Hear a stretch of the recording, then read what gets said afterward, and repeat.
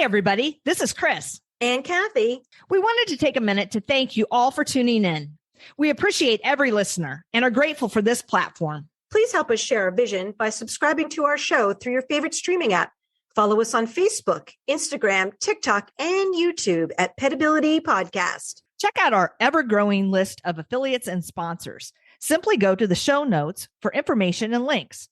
And be sure to use our promo code PETPOD22, that's PETPOD 22, on checkout to receive your discount from our affiliates. And now, here's a word from our sponsor. Hi, I'm Alon Landa, CEO of MedcoVet, and I'm a proud sponsor of Petability. We decided to partner with Chris and Kathy because, like them, we want to empower all pet owners who are trying to do the most for their pets. At MedcoVet, we specialize in advanced home laser therapy for pets. Laser therapy is a safe and effective treatment for common conditions like arthritis and wounds, and it relieves pain for most conditions caused by inflammation. With MedcoVet, pet owners can perform this treatment at home while receiving support from experienced clinicians. If you think your pet would benefit from healing at home, visit medcovet.com, and one of our clinical experts will work with you to determine if home laser therapy is the right fit for you and your pet. Tell them Petability sent you. Just having their normal routine disrupted so much and having so many of their normal activities taken away kind of without warning and without explanation is one of the things that is the most stressful for them. Welcome to Petability. I'm your host, Kathy Simons, certified veterinary technician, certified canine rehabilitation practitioner, and certified hospice and palliative care technician for pets. And I'm your host, Chris Cranston, licensed physical therapist and small animal physical rehabilitationist. Our podcast provides interviews and information to help your pets live their best lives. Hey, Kathy, what's up? We just got our end of year results from our podcasting host. And so for the end of 2024, once again, we are in the top 50% of all podcasts on Buzzsprout. Mm-hmm. So I'm excited to see that. I'm hoping next year we can move it up into that 25%. That's my goal. Our most popular cities that download is Boston. Singapore is number 2. Shocked. We have fans in Singapore. Mm-hmm. Is that crazy? Yep. Chicago, Toronto, and New York City are the top 5 most popular cities to download our episodes. We're in 50 countries, and the top being the United States, Canada, the United Kingdom, Germany, and Australia. And here's my favorite, the top 5 episodes of 2024 on Petability Podcast. One of my favorites, Understanding the Iliopsoas Muscle in Dogs with Lori Hughes, Managing the Cruciate Ligament Injury, Dr. Kristen Finn, which we hope to talk to again this year, Feed is Not Food with Dr. Judy Morgan, Measuring Pain in Pets with Katie Hickey from Pain Trace, and number 5, Pet Hospice and Palliative Care, a Rehabber's Perspective with Kathy Simon, CVT, CCRP, CHPT. Here. So it was exciting to see that people are listening, and I hope they're enjoying our content. Yes. I sent you a congratulatory email right away this morning. So thank you. Thank you. You deserve it. All right. And I got to get up there, Kathy, because, we're very competitive with each other. I know you're going to have to. Let's see what I bring in 2025. Okay. All right. All right. Well, to today's show, right? So we have back Lori Chamberland, and she is from Fear Free Pets. And this is a global organization that you're going to talk about a little bit later. But why she's back on this show today is Lori happened to reach out to me and said that her agility dog, a 1.5-year-old female spayed Border Collie named Hero, had recently been diagnosed with a partially torn left cranial cruciate ligament. And Hero was scheduled to have the TPLO surgery. Lori was interested in learning some prehab, which we don't talk about a whole lot, but how do you prepare the pet best for going into whatever procedure it may be, and rehab services.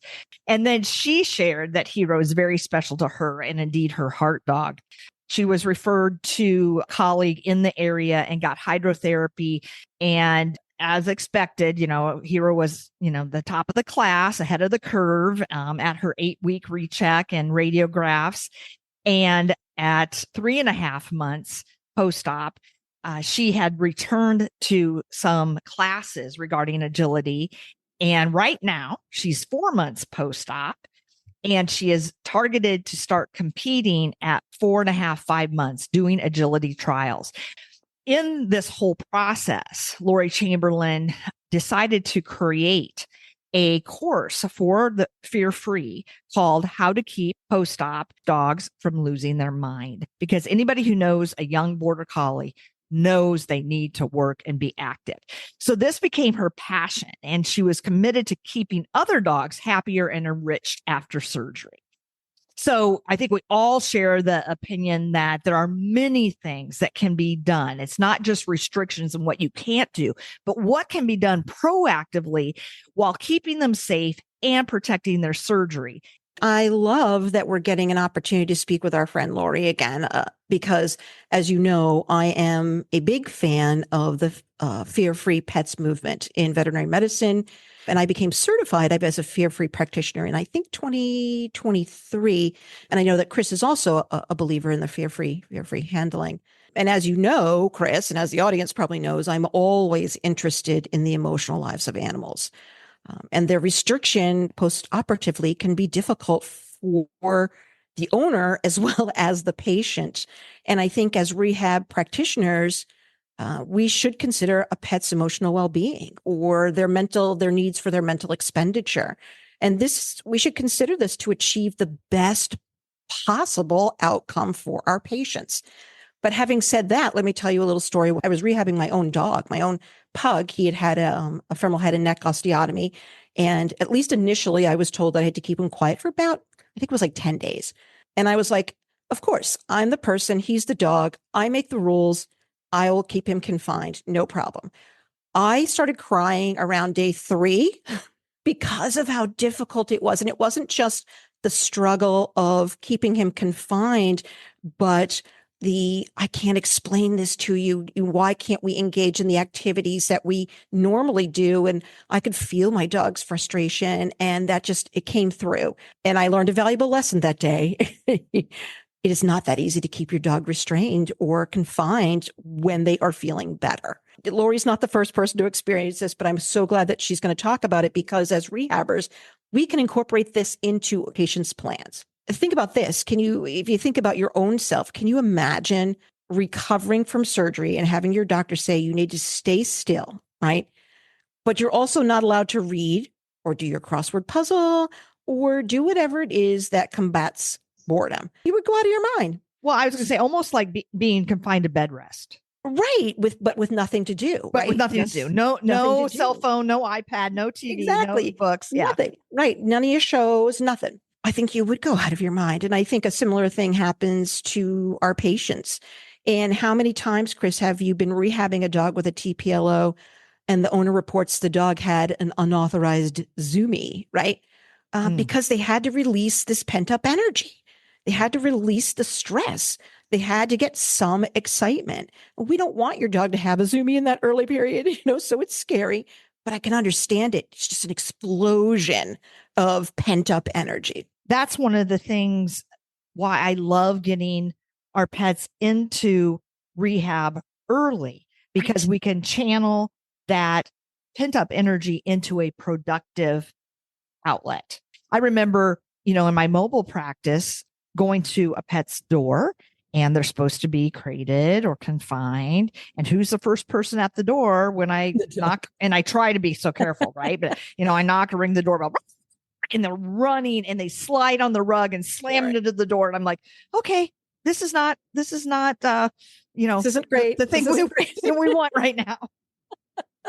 And I understand that there are surgeries that require some exercise restriction, at least initially after surgery. But there's no reason we can't incorporate enrichment activities into our therapy plans. And I think we would have much happier patients and less frustrated owners if we could address the pet's emotional states. And you may think, or people may be thinking, well, why would I be concerned about my pet's emotional state or frustration or feelings of helplessness? Well, we should be concerned because it's a quality of life issue.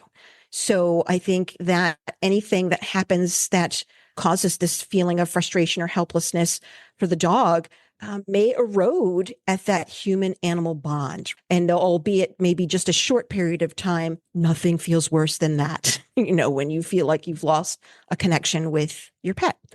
So I'm really interested to hear what Lori has to say about why it's so important to think about and reduce pet stress levels when they're healing.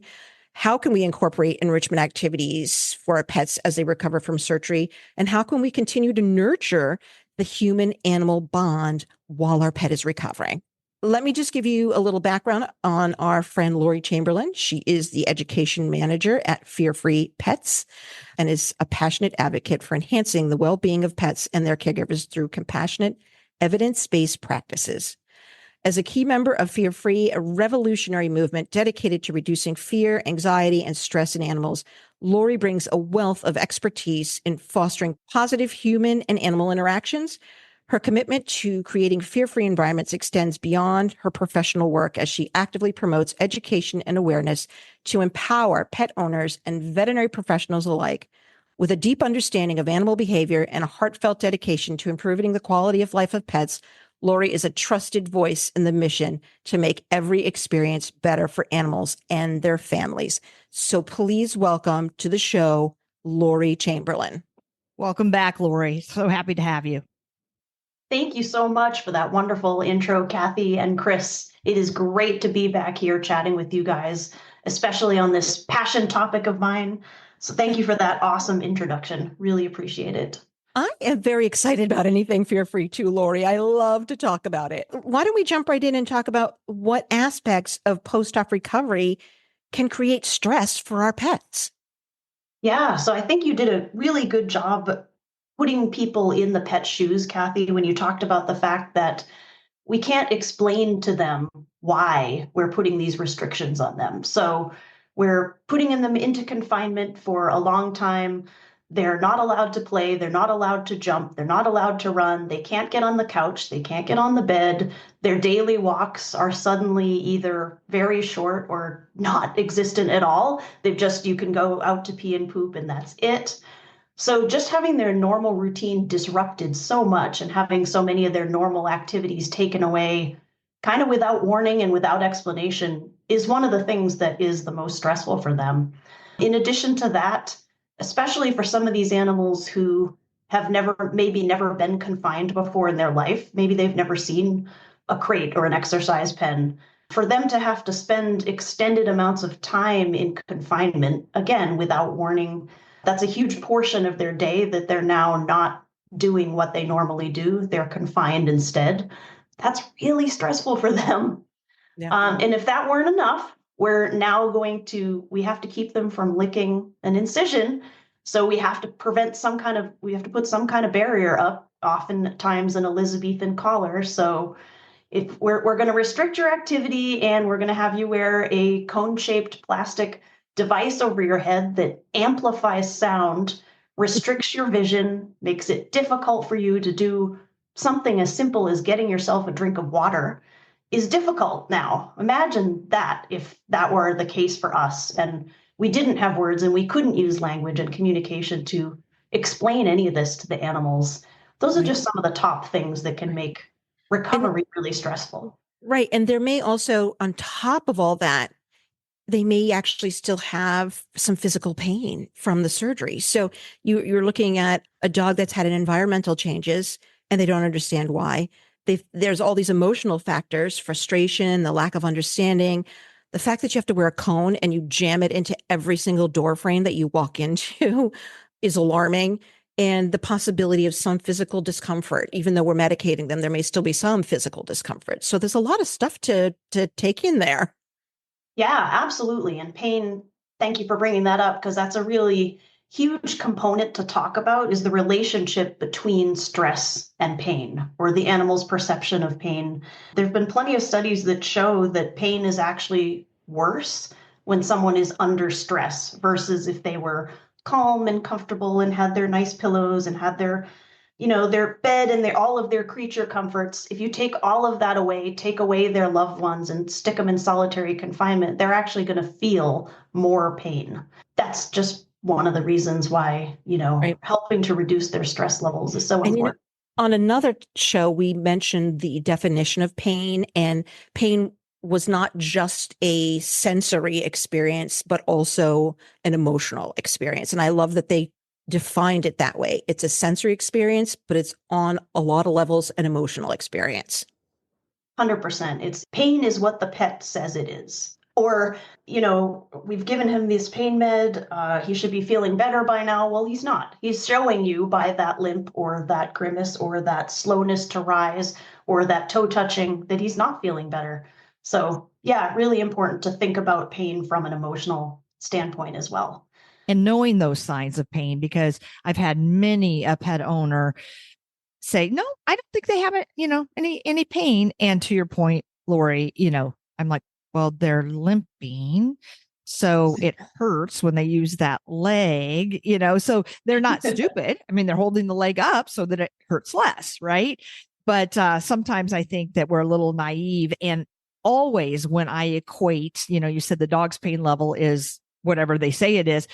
Are you kind of speaking about the mind body connection? Because not only like stress and the release of cortisol and all of that, but I also feel that if the pet is depressed and their mind is not suppressed and active, that maybe their body just doesn't heal as fast. I don't know if there's any studies about that. Do you know?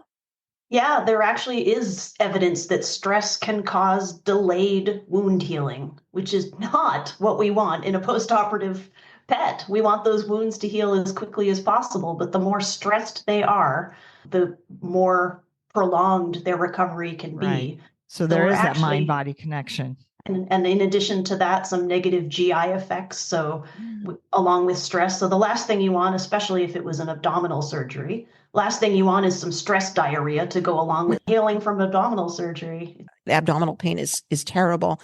Chris had mentioned, when we were talking about reducing stress, that pets can get an increase in cortisol, and cortisol is a hormone that can be released during stressful situations, and that can suppress the immune system and its function.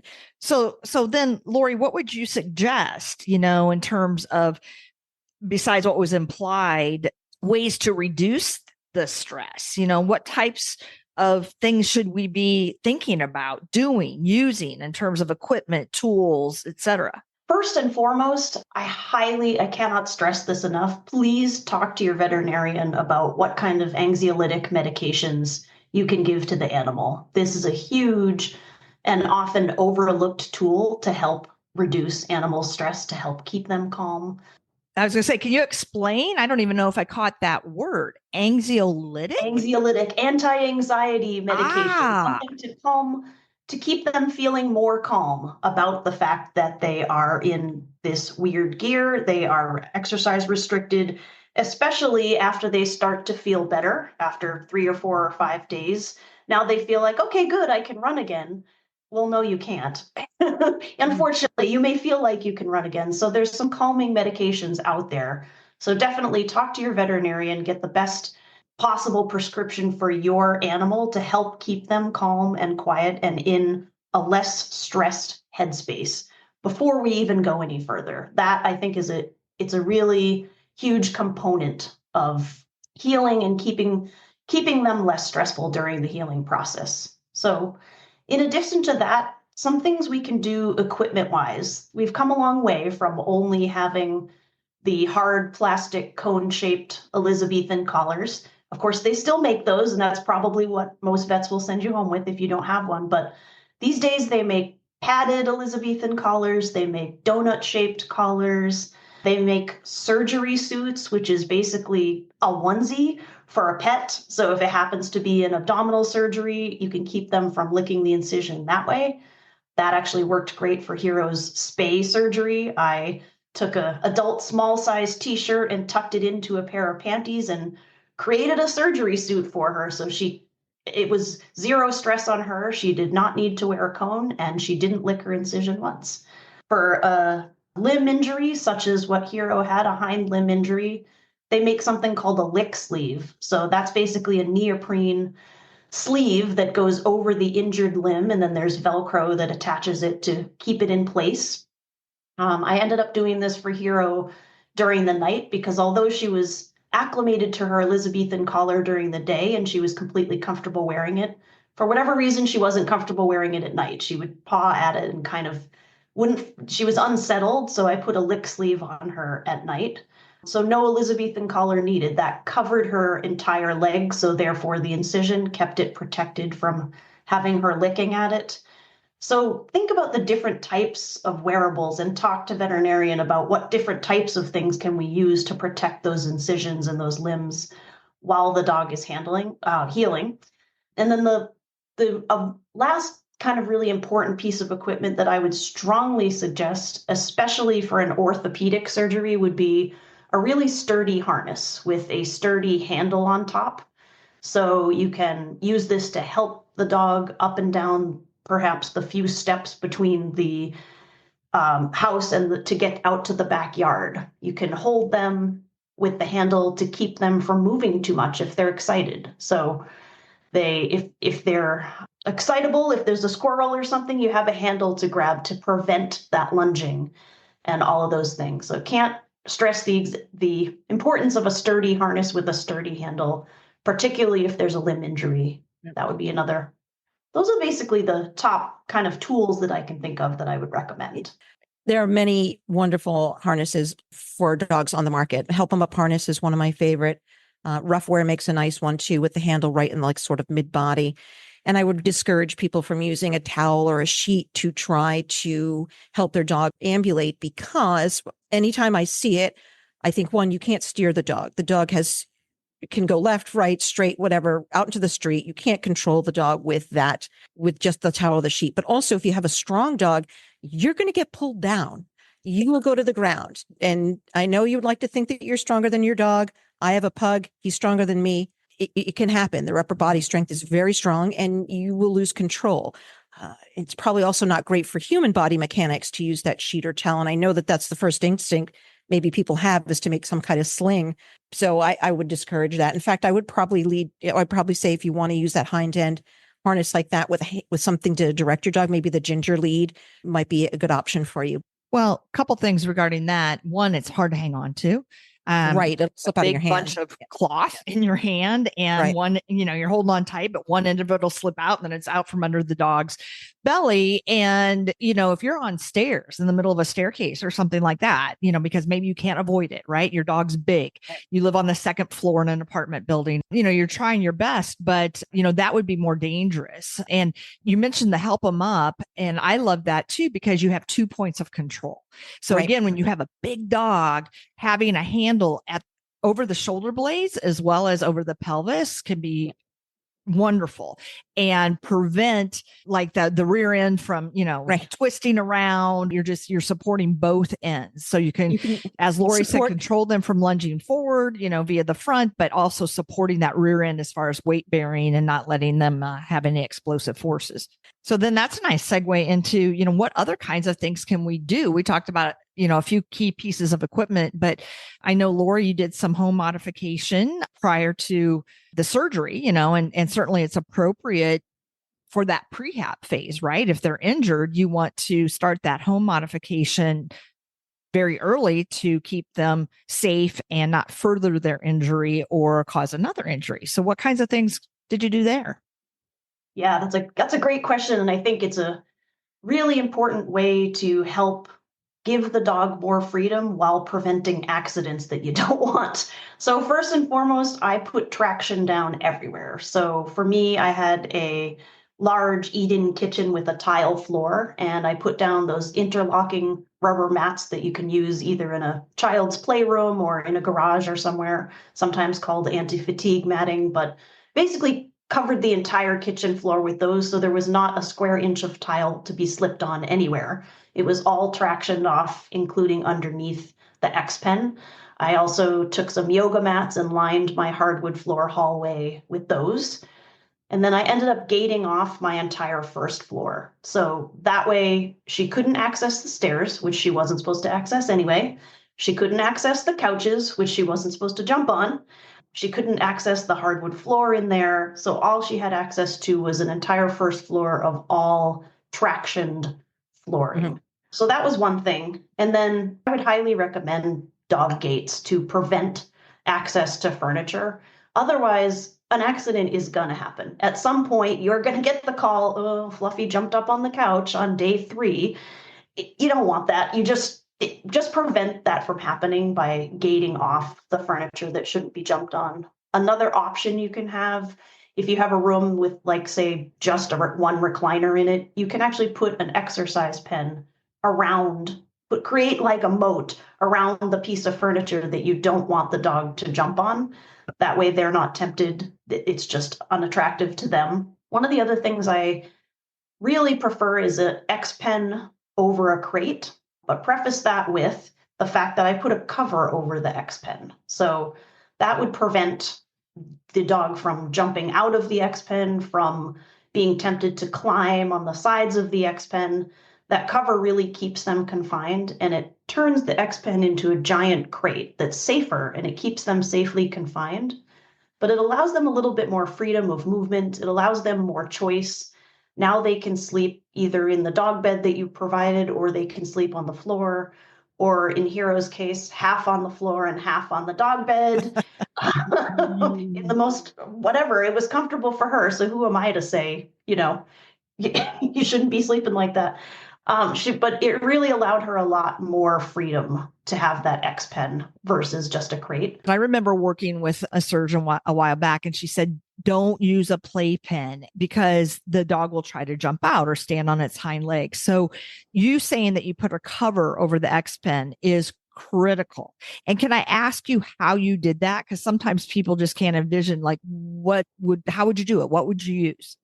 Yeah, honestly, I went onto Amazon and I searched for X pen cover, and they make specific covers, often for dog sports competitions, that hook with there's like 12 little eye holes with grommets on them, and you can thread the bungee cord type thing through each of the eye holes, and it secures the cover onto the X pen. So it's not going anywhere, even with the most powerful of dogs. And I can say Hero wasn't once tempted to try and climb out or jump out or I think you take away that temptation when when you have a solid looking, cover up above.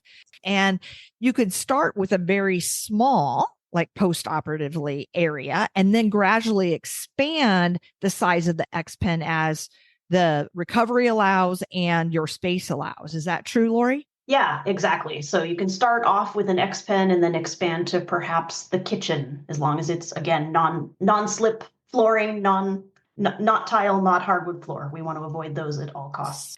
If I only had one thing that I could tell you about your dog's post-op recovery from orthopedic surgery, and that one thing would be the surface that your dog traverses matters. And I love the interlocking foams tile squares because they also have a little bit of thickness to them. So it's a little bit cushiony, as well as having some treads on top that gives you a little bit of traction.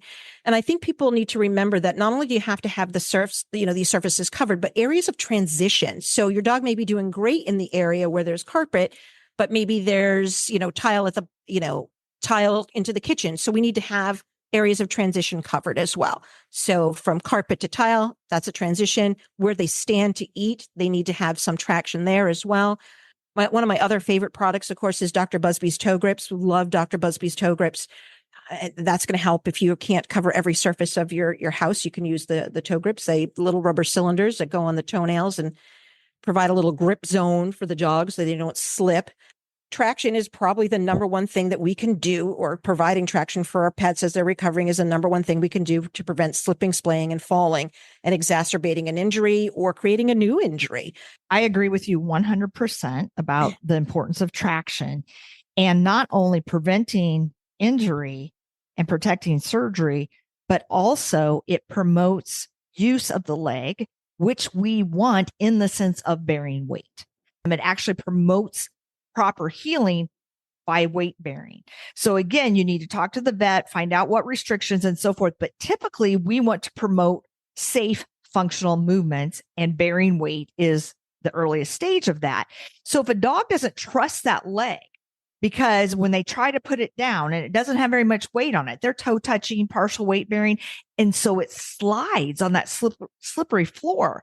They're just going to continue to hold it up because they're fearful, right? That they're going to slip and fall.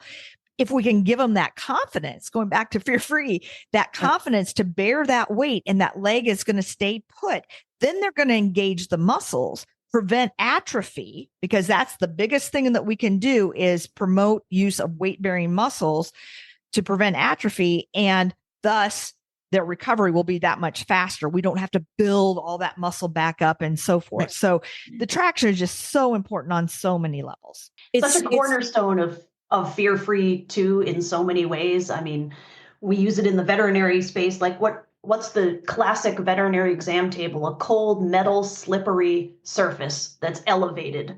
So one of the first things we say is, please, get this animal on the floor and get them on something where you take away their fear of falling, because that's a primal fear that all of us and animals experience. So it's a great point. And, talking about toe grips and things, if you can get those on before the surgery, if that's allowed, then that's one less thing that you have to do in terms of handling that painful leg. So one of the things I did for Hero was to set up a recovery room. So that's what I call the recovery room, my term, not an official term, but it was carpeted, so all non-slip surface.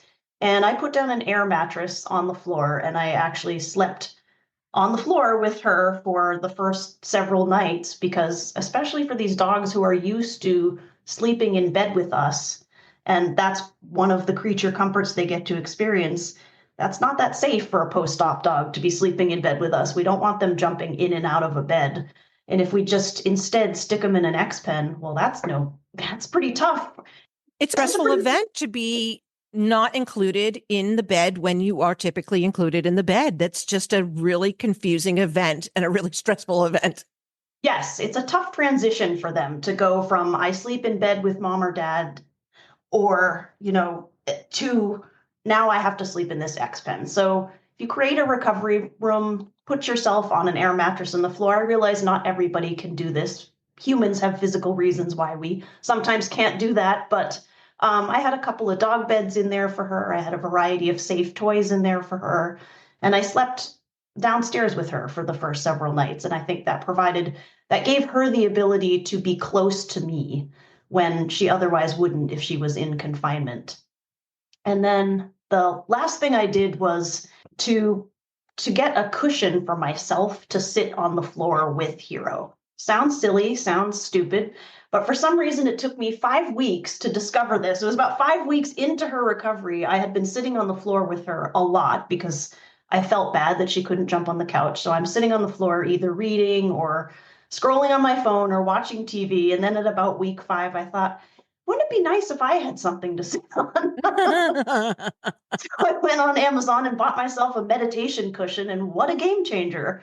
Totally worth the $23 or whatever I spent on this memory foam cushion, but it allowed me to now have this portable way to sit on the floor next to the dog. And now she can put her head on my lap if she wants to. She can cuddle up against me if she wants to. All of these kind of creature comforts that wouldn't have existed if I was on the couch and she was in the next room. One of the most important things you can do to take care of your pet is to take care of yourself, because you are the whole system. And I don't want you to go down because you hurt your back because you're sitting on the floor. So taking care of yourself is really a big piece of taking care of your pet. And you're bringing up, some nominal costs. These are investments. You'll continue to use these. Hero's 1.5 years old. Gosh, I sure hope that she doesn't, injure herself again. But, Kathy and I have worked with elderly pets a lot. And sometimes you need to sequester them in a certain room for whatever reason. And, so having that experience, early in life and making it positive and fear-free, as well as investing in these X-pens, gates, cushions, you're going to continue to use them. It's not wasted money at all.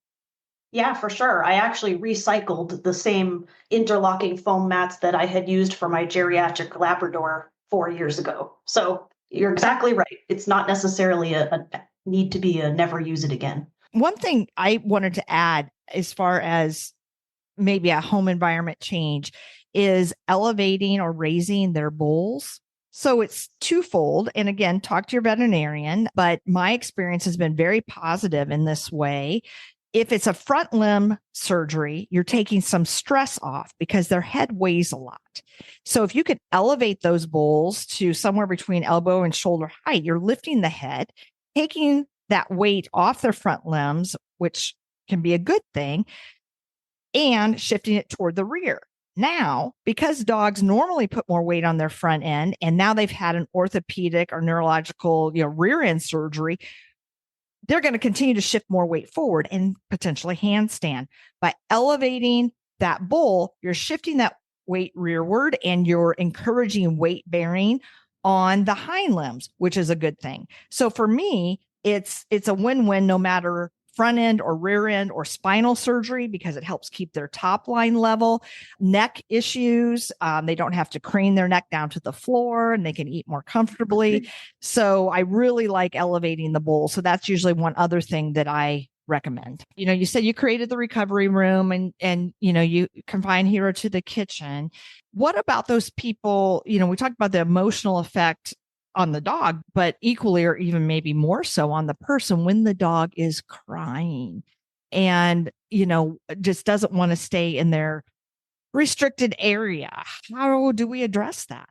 So whenever we can, whenever we have the luxury of knowing ahead of time that a surgery is coming up, which obviously an emergency surgery doesn't qualify for this, but most surgeries are scheduled. So I would work on as much as I can beforehand, acclimating that pet to confinement. So I spent a lot of time with Hero in the first year of her life, just acclimating her to being confined to an exercise pen by feeding her meals in there, putting all her favorite toys in there. Whenever she got a Kong, it was in the X pen. Whenever she got a bully stick, it was in the X pen. So really associating it ahead of time, ahead of the surgery with good things. So kind of trying to do as much as we can on the front end to prevent that I'm confined, woe is me, because that gets the dog in the headspace that this isn't the first time I've ever seen a crate or an X pen. And the training beforehand is really the best methodology there. In the case of an emergency surgery where you don't have a choice, you didn't have the time to train, it depends on how much the severity of the whining. I mean, are we talking hours on end? Then we really want to get on the phone to the vet and say, what medications can I give this dog to help reduce their stress? If it's just a little whining here and there, some things that can help are the position of the crate. Does it help if you put it in a more well-traveled area of the house versus in a dark corner somewhere? Does it help if you're closer to the dog versus not so close to the dog? Other options besides that. So can you put in Hero's case, I put her nice sturdy harness with a handle on it, and I tethered her to me instead of putting her into confinement. So it depends on your work schedule too. Obviously, if you're not in the house, they have to be in confinement. So, but think about other options that you can do as opposed to just putting them in the crate and then having to kind of wait it out or cry it out. Because those days are gone. There's a lot more we can do for them besides just having to listen to it and hope they're going to be better. I love the idea of tethering. I've recommended that a lot because people are like, he was right beside me when I was at my computer in my office. And the next thing I knew, he took off and ran down the stairs. And I'm like, well, there's a lot that you can do there. Shut the door, block the stairs. But first and foremost, I say, just connect them to you. So you always know where he is. If you need to go get up and get a drink or use the restroom or, whatever, because it's usually that's when it happens. They were sleeping. I just sneaked out for a minute. Right. And yeah, the less we can leave to chance, the better. So. Yeah. And I like your statement of, practicing the crate ahead of time before the surgery, because dogs can very very easily make associations between one event and another, but it doesn't take very much. For my dog, if it happens twice, it's a rule, right? So the association with the crate then becomes something good happens here, and I don't have to be afraid. I'm going to get my bone or my cookie or my lick mat. I've made the association that each time I go in here, something good happens. Yeah, I was just so thankful that I had done all that work with Hero ahead of time. And it really made me feel for the animals who it's their first time ever in confinement. And this is what, now they're in pain. They're wearing an Elizabethan collar potentially, and they're confined for the first time in their lives. And, that's something that I would recommend to absolutely every puppy owner or new dog adopter, that you work on confinement training, because you just never know when you're gonna end up needing to have them in that situation. Could be even for travel or people coming over. I mean, it can apply to so many events in the dog's life. Yeah. And that's what I want to emphasize too, because many people have told me, now I'm treating their 10-year-old lap, and they're like, they were great at, when they crate trained them, they got to be about a year and they didn't need it anymore. They weren't having accidents. So we stopped. And now when we try to put him back in the crate after his TPLO surgery, he doesn't want it at all. I also want folks to continue to practice confinement periodically, just to continue to make it a positive experience and so forth. Yes, definitely. I'm shaking my head over here as well, because travel, I mean, so many reasons why you would need to confine an animal. I can't. And definitely, it does not have to be a horrible, stressful experience. Where there's lots of positive things that we can pair with it and really help reduce that stress. I know you also worked with Hero on being comfortable lying on her side, knowing that after the surgery, you would be potentially doing massage, passive range of motion, stretching, inspecting the scar, using laser, etc. So talk a little bit more about that and some of the things that we can do in terms of, prehab and enrichment and post rehab. So definitely, I would recommend working with a Chris or a Kathy. They're not even paying me to say that. I'm just saying that. For real, though, I really do believe in working with a rehabilitation specialist and finding out before the surgery, what types of exercises am I going to be working on with this dog? So I did reach out to Chris, and she gave me a list of things of this is what you're going to be doing with her after the surgery. Passive range of motion was one of them. And I can tell you, I am really glad we worked on it beforehand. I'm really glad that the very first time I picked up a hind leg to manipulate it wasn't post-operatively, because Hero was a little startled the first time I did this. She said, what are you doing? Why are you picking up my leg, Mom? But, I was able to pair it with treats and start at her hip and then gently glide down her leg. That's another big thing that we can do with them. Getting them used to gentle stretches. Treats are involved in all of this. They can either be licking from a lick mat the entire time you're doing it, or you can do what we sometimes call it touch equals treat. So I touch a part of your body, you get a treat for that. I touch another part of your body, you get a treat for that. But really, like a massage therapist would, that gliding, continuous touch tends to be less stressful for animals, tends to be more comfortable for them rather than stopping, starting. So if you think about a massage, they glide from one area of your body to another. It's like that for your dogs too. Thinking about that, getting them used to that. I taught her to put her front feet up on a platform because we wanted her weight bearing on the rear. Not initially, not on day 2 after the surgery, but we knew we wanted to go there. So I taught her that skill before her surgery so that was something I could put on cue and ask her for. So all of these types of things. The other thing that I would really recommend training, if you haven't ever, is the Elizabethan collar, if your dog is going to have to wear one of those. So pairing the sight of the Elizabethan collar with delicious treats, so often to the point where the dog is thrusting their head through it, like, put my collar on already. They really look forward to wearing it. And then once they're looking forward to wearing the collar, teaching them how to navigate around the house while they're wearing that collar.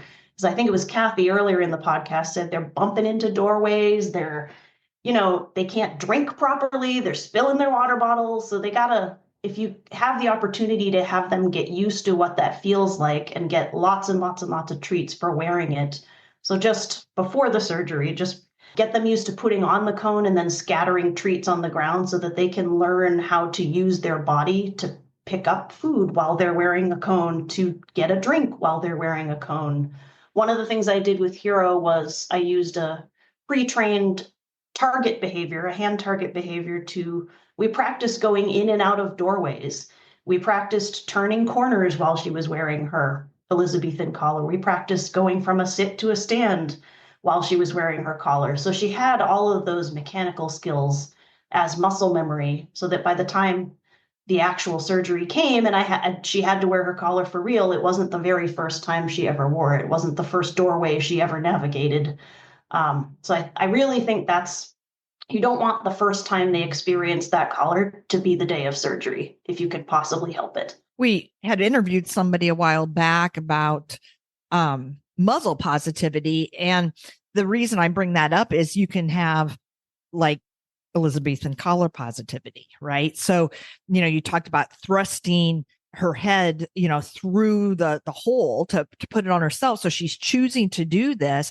And just to kind of describe for some pet owners out there, if you hold that treat within that ring, that cylinder kind of guides her nose, through that smaller hole, that's a pretty easy way to train, I think, in terms of luring initially. And that's a good analogy with muzzle training. That's exactly the way I would train a muzzle as well. So to really get them looking forward to putting their head into something, whether that thing is a pail or a muzzle or an Elizabethan collar, you're going to get paid well for that if you do that. Get paid handsomely for that. Right. We were talking about or thinking about some of the enrichment stuff that can happen in the house that's safe, and some things I think that are just so simple are things like, if it's a nice day, crack the window open, let the air come in for the dog to be able to have that air scenting, right? A sunbathing area, if they like to, sunbathe, stuff like that are very, very simple.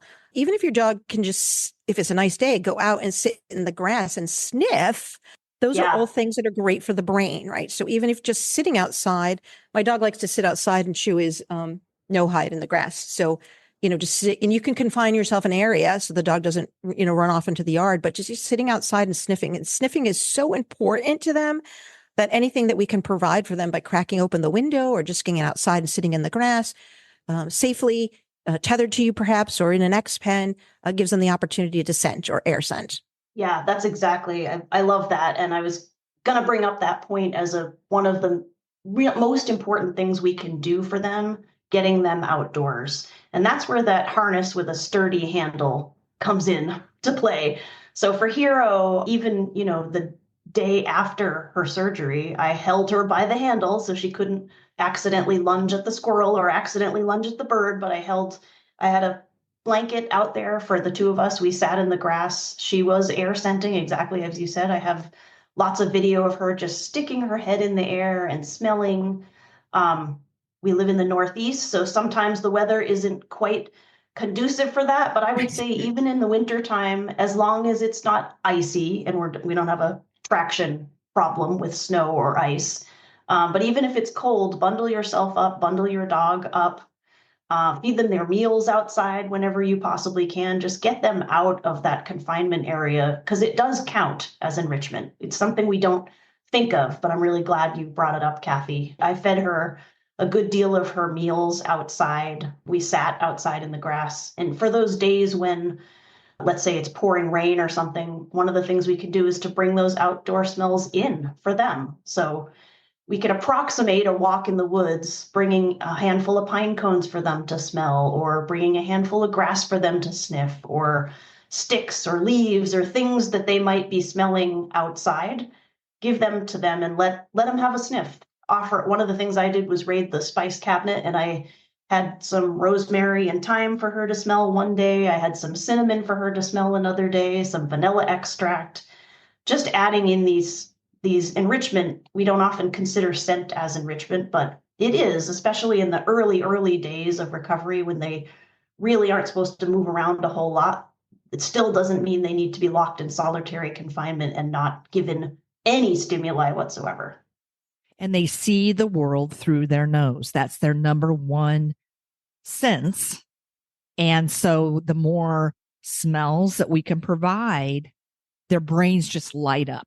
If you've ever seen those studies, auditory is second. And so the sounds, of having that window open or being outside. And then third is sight. So what people often don't know is that taste isn't really a big one for them. So we don't have to overfeed them when they're confined and, give them all these treats and things, which can cause weight gain, which is deleterious a lot of times. But yeah, provide those smells, sights, and sounds.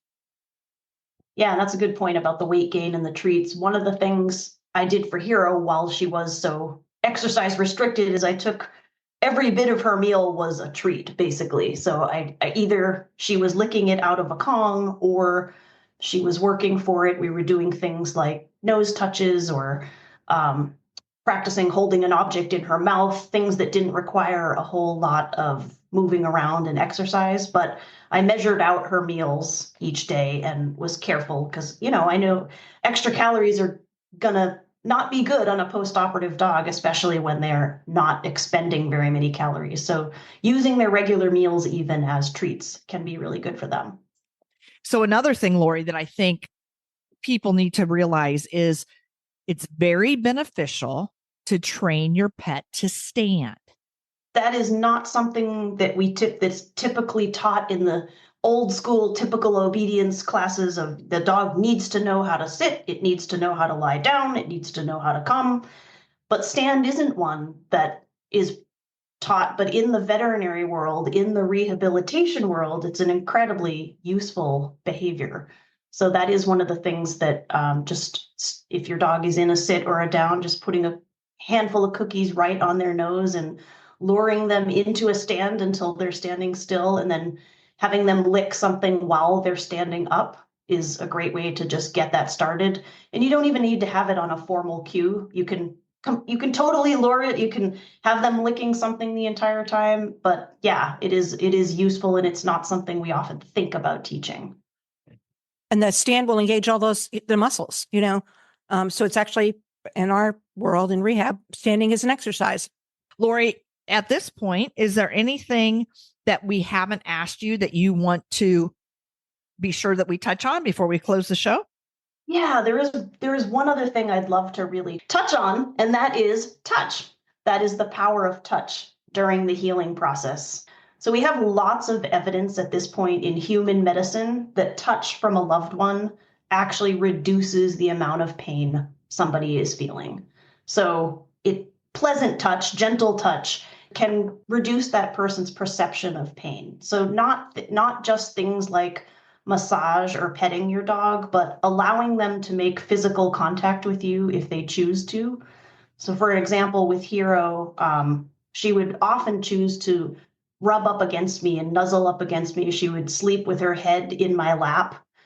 And it's especially important for dogs who are used to sleeping in the bed with you, that to allow them to touch you. So if they're locked in solitary confinement for all the, most of the day, they don't have the ability to have that physical contact with you. So that's why I did things like set up a cushion on the floor, allow them to lean up against us, and then consider sleeping in an air mattress. I think the power of touch really can go a long way to their healing. I wholeheartedly agree about touch. And of course, just like you said, Lori, it's with their consent, because touch can be very comforting and very loving, but sometimes it can be annoying. So I usually make sure that the pet consents to the touching or wanting or engaging in the touching. But I think that there are a lot of great things that happen with touch. Just the stimulation of touching gives you a body awareness. It also conveys your intention. I love you. I'm going to touch you. I'm going to pat you here. I imagine it probably engages all kinds of things, endorphins, serotonin. I think it's very healing, and it's also very loving. Yeah, and that was a great point you made about making sure it's consensual. This is not forced massages here or anything like that. It's really allowing the animal to choose to make contact with you if they so desire, and you noticing knowing about your own pet. Do they like to be scratched on the chest? Is it under the chin? Where are those areas that they really enjoy being touched? Right. And I know your dog is really cute, and you might have to fight the desire to just squish them because they are so cute, but they may not like that. And so it's good to know what your pet likes and doesn't like, and follow that lead. Really good point. Like, my dog is so cute. I don't know that you could restrain yourself if you saw him. Like you would. That's how cute he is. Lori, this has been absolutely wonderful. I know that our listeners are going to certainly benefit from all of your tips, as well as veterinary professionals, being able to share these with their clients, the things that they can do proactively, preventatively, and facilitate a faster, happier recovery following surgery. Well, thank you so much, Chris. It has been an absolute pleasure to talk with you guys again. And this is definitely a topic that I feel very passionately about, helping dogs, especially post-operative dogs, and reducing their stress and really treating the whole dog. So the emotional dog as well as the physical healing. Mm-hmm. I agree. And as rehabbers, I think that we should consider incorporating these things into our therapy plan. So it's not just about underwater treadmill and laser and range of motion and so forth, but it's about sniffing and enjoying and doing something that you love and treating the dog or the cat as a whole, body and mind and body. All right. Well, thank you so much. As we close the show, can you tell folks where to find you, the Fear Free Pets? If you go to fearfreehappyhomes.com, you will find lots of really cool tips, especially on that enrichment that we were talking about. So lots of cool videos and handouts and articles about enrichment for dogs and cats, as well as just reducing stress in general. So fearfreehappyhomes.com. Thank you so much. And I know I've been there. It is a plethora of resources, and definitely we'll put that in our show notes, Lori. So until next time. Thank you, Chris. Happy. Thank you, Lori. Thank you for joining us. We hope you enjoyed our show. Follow us on social media at Petability Podcast. And please check out our affiliates and sponsors. Simply go to the show notes for information and links. Thank you, and tune in next time.